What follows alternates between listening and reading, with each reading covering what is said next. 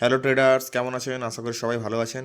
আজকের মার্কেট তো দেখলেন, মোটামুটি মার্কেট আজকে নিফটি ফিফটি এবং নিফটি ব্যাংক কিন্তু মোটামুটি 1%-এর ওপর করে কিন্তু মাইনাস। ওকে, তো হঠাৎ কি এমন হলো যে বিগত কয়েকদিন ধরে মোটামুটি একটা পজিটিভ মেন্টালিটি ছিল মার্কেটে, তো হঠাৎ আজকে এমন কি হলো যে মার্কেটটি এভাবে নেগেটিভ হয়ে গেল। ওকে, তো যদি আমরা ডিটেলসে আলোচনা করি এবং যদি আমরা ডিটেলসে প্রাইস অ্যাকশনটাকে ডিপলি জানার চেষ্টা করি, তাহলে দেখুন একটা ব্যাপার আপনি দেখাচ্ছি আপনাদেরকে। যদি আমি উইকলি টাইম ফ্রেমে নিফটিকে অ্যানালাইসিস করার চেষ্টা করি, ওকে, তো দেখুন উইকলি টাইম ফ্রেমে যদি আমরা নিফটিকে অ্যানালাইসিস করি তাহলে দেখুন মোটামুটি সাপোর্ট এরিয়া বলতে আমাদের কোন দাগটাতে সাপোর্ট এরিয়া রয়েছে। ওকে, তো দেখুন নিফটি মোটামুটি এই রেখাকে একটা সাপোর্ট এরিয়া বলে আমরা নির্ধারিত করতে পারি।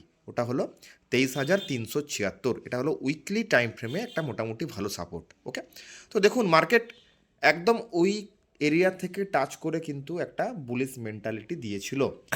আমি যদি লেটেস্ট সাপোর্টের ব্যাপারে কথা বলি, ওকে, এবং যদি আমরা ডেলি টাইম ফ্রেমে এবারে গিয়ে মার্কেটকে অ্যানালাইসিস করি তাহলে দেখুন আমাদের ডেলি টাইম ফ্রেমে কিন্তু একটা রেজিস্ট্যান্স এরিয়া আমাদের মেনটেন্স রয়েছে। সেটা হলো আমাদের দেখুন এই এরিয়া, অর্থাৎ 24,240।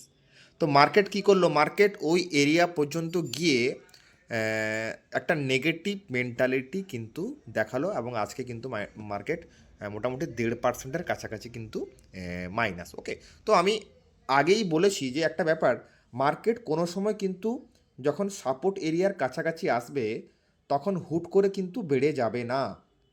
আপনাকে মার্কেটে কিন্তু টাইমটি দিতে হবে। আমাদের সাপোর্ট এরিয়ায় কিন্তু সবসময় আমরা বাই করবো তো ঠিকই আছে, কিন্তু এখান থেকে মার্কেট হুট করে বেড়ে যাবে না।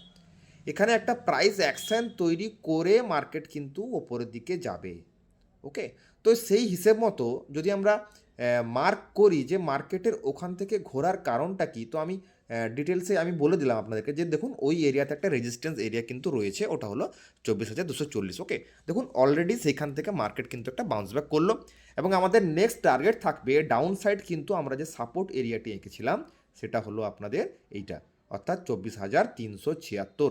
এই এরিয়াতে আসার কিন্তু মার্কেটের একটা সমূহ সম্ভাবনা রয়েছে।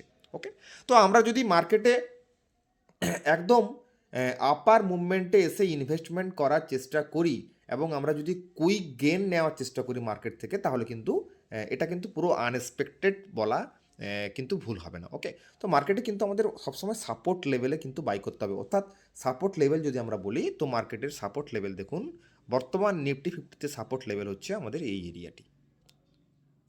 ওকে, তো এই এরিয়ার কাছাকাছি যদি কোনো মার্কেট আমাদের একটা পজিটিভ সিগন্যাল দেয়, একটা পজিটিভ মাইন্ডসেট নিয়ে একটা বুলিশ সিগন্যাল দিয়ে থাকে, তাহলে কিন্তু মার্কেটে আমি আবার এন্ট্রি নিব। আমাদের টার্গেট হবে কখন? তখন আমাদের এই টার্গেটটি আমরা নিতে পারি, অর্থাৎ দেখুন এই 3% টার্গেট নিয়ে কিন্তু আমরা হাঁটতে পারি।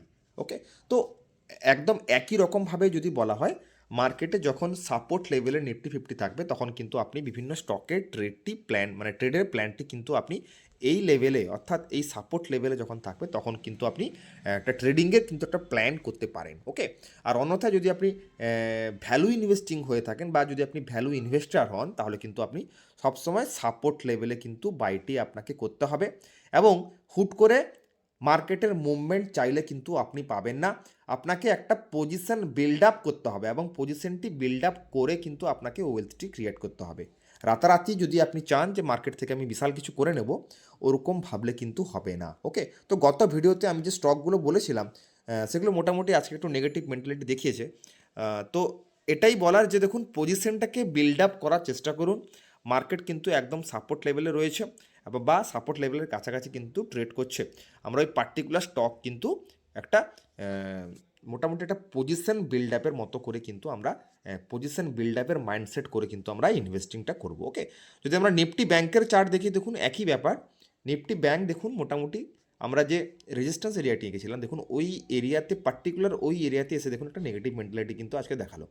ওকে, তো মার্কেটের কিন্তু আগামী কয়েকদিন কিন্তু ভিউটা পুরো বেয়ারিশ থাকছে।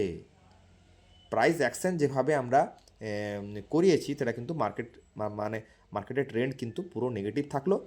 আমাদের যদি ইনভেস্টমেন্ট করতেই হয় তাহলে কিন্তু আমরা এই সাপোর্ট লেভেল দেখুন ব্যাংকিং সেক্টরে যে ইন্ডেক্সের যে সাপোর্ট লেভেলটি রয়েছে এই এরিয়াটি এইখানে এসে কিন্তু আমি আবার ইনভেস্টমেন্টের প্ল্যান করব, যে সমস্ত স্টক মানে যে সমস্ত স্টকগুলো সেই সময়ে সাপোর্ট লেভেলে থাকবে। ওকে, তো এই গেল আজকের অ্যানালাইসিস। মার্কেটে হুট করে যদি আপনি গেন চেয়ে বসেন তাহলে কিন্তু হবে না, আপনার কিন্তু স্মার্টলি কাজটি করতে হবে এবং সাপোর্ট রেজিস্ট্যান্স দেখে কিন্তু আপনারা ট্রেড করুন, ইন্ডিকেটার একদম ব্যবহার করবেন না। ওকে, তো এই গেল আজকের ভিডিও। যদি ডিটেলসে জানতে চান তাহলে কিন্তু আপনি স্ক্রিনে দেওয়া নম্বরে যোগাযোগ করতে পারেন। আজকের ভিডিও, বাই।